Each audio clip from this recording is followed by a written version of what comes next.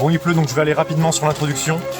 Je suis faible, j'ai craqué, je me suis acheté un nouveau vélo. Un S-Works SL6 de 2019, donc plutôt sur le haut de la gamme, qui me permettra en outre d'aller cet été à la montagne, gambader dans les cols des Pyrénées, des Alpes.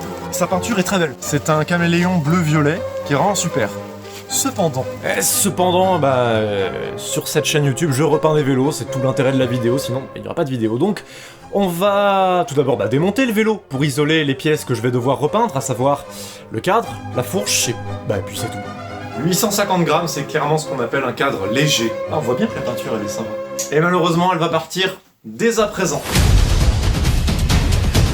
Peinture décapée à l'aide d'une ponceuse à disque, et pour les connaisseurs, avec un disque de grain 120. Et là, les connaisseurs vont me dire, mais quoi, grain de 120 ? Faudrait au moins un grain de 180, voire 240 pour pas prendre de risque. Ne vous inquiétez pas, avec du grain de 120 ça passe très bien. Et c'est là que je me rends compte que ceux qui n'y connaissent rien, ne savent pas du tout de quoi je parle.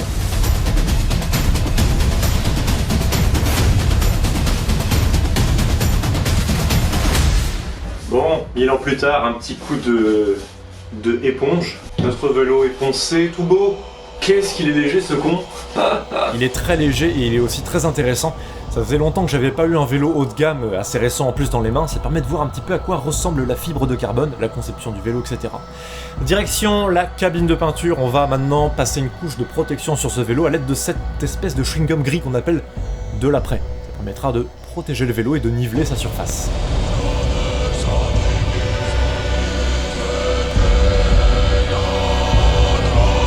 D'ailleurs, du très bon après qui vient de chez Stardust Colors. Il accroche super bien, il est super solide. Parfait. Bon, après l'après, c'est marrant ça. Après l'après, on passe sur l'ordinateur. C'est pas tout d'apprêter un vélo, mais il faut bien lui mettre une déco.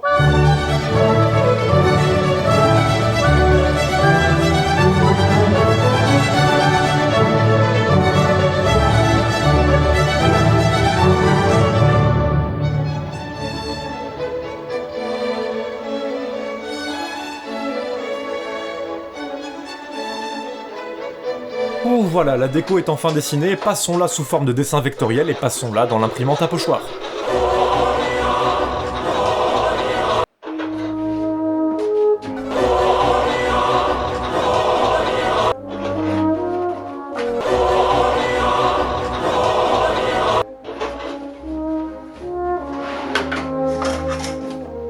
Et là, vous vous demandez pourquoi j'ai imprimé une feuille totalement grise.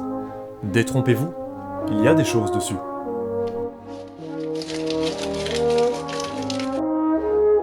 Pas mal du tout. Bon, finissons d'enlever le superflu de pochoir et notre déco sera prête. Mais avant ça, il va falloir passer la première couche de peinture. Donc, go, cabine de peinture. Bon là, le vélo est gris. Normalement, si tout se passe bien, on va passer la première peinture. Si tout se passe bien, vous allez vous dire, qu'est-ce que c'est que cette couleur ? On va mixer du rouge, du orange et du blanc. J'aurais bien rajouté une quatrième couleur juste pour que la pyramide aille plus haut. Rouge, orange, blanc et reblanc derrière. Oui ! Cinquième couleur. Rouge, orange, blanc, blanc, blanc. Easy. Alors, normalement, il faudrait directement acheter le pot de la bonne couleur de peinture que tu veux. Cependant, là, c'est sur des peintures qui ont la même nature chimique. Donc ça peut se mélanger sans que ça explose, quoi. Passer une peinture comme ça, avec une couleur toute simple, c'est pas très compliqué techniquement parce que le résultat final, c'est quand t'as la couleur que tu veux partout sur le vélo de façon homogène, quoi. Et donc on va pouvoir revenir à nos pochoirs qu'on va désormais pouvoir coller.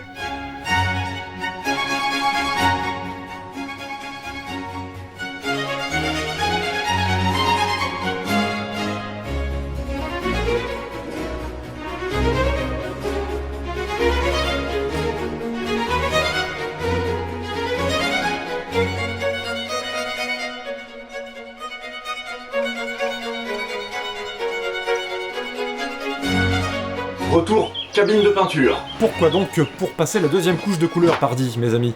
L'autre fois, on avait mixé du rouge, du orange et du blanc. Cette fois-ci, on ne mixe que du rouge et du blanc. J'ai dit rouge et blanc ? Non, rouge et orange, pardon.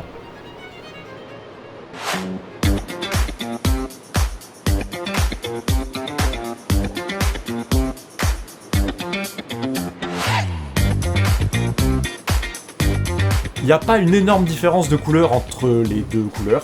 je vous l'accorde. Je vous l'accorde.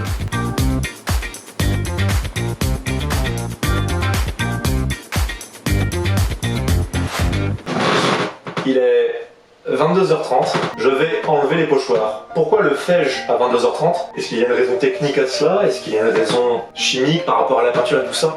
Absolument pas! Je suis d'une impatience pathologique. C'est pour ça que je n'attends pas plus et que je m'y colle ce soir, alors on va quand même essayer de finir ça avant minuit parce qu'apparemment dormir c'est bon pour la santé.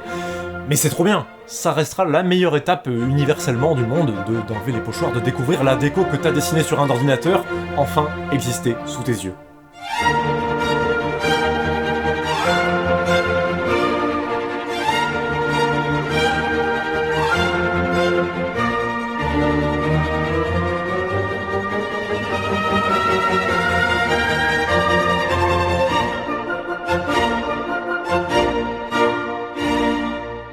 On est quasiment bon, dernière étape, le vernis. Un vernis ça sert à protéger et servir, non pas du tout. Le vernis, sans que ça soit non plus une sinécure, c'est l'étape la plus compliquée parce qu'il y a un petit peu de chimie à respecter. On passe d'abord du vernis, ensuite du durcisseur qui va permettre de durcir le vernis sur le vélo et ensuite du diluant qui permet d'étaler bien propre le vernis sur tout le vélo, que ça soit bien lisse. On mélange et on passe ça.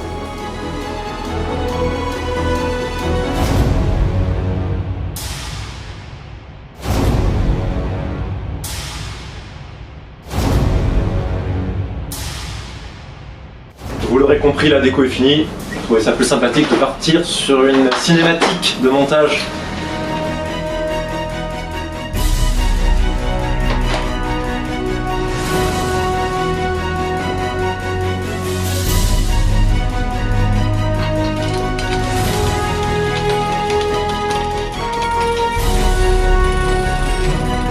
Fin du montage vélo dans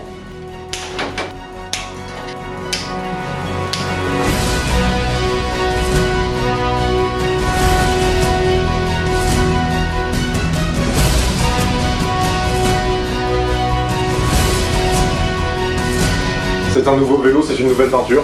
Il n'attend plus que la force de quadriceps et autres mollets.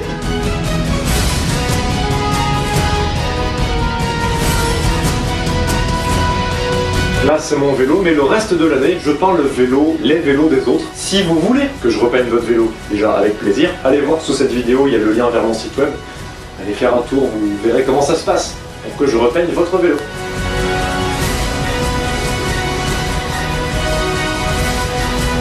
Moi, je m'en vais direction Pyrénées, puis Alpes d'Huez, donc peut-être qu'on se croisera au détour d'un petit col. J'ai très hâte de l'essayer, je vais y aller maintenant. Je pourrais attendre demain, mais mon impatience pathologique ne s'est pas résolue entre l'enlevage des pochoirs et aujourd'hui. Donc c'est parti. Ciao.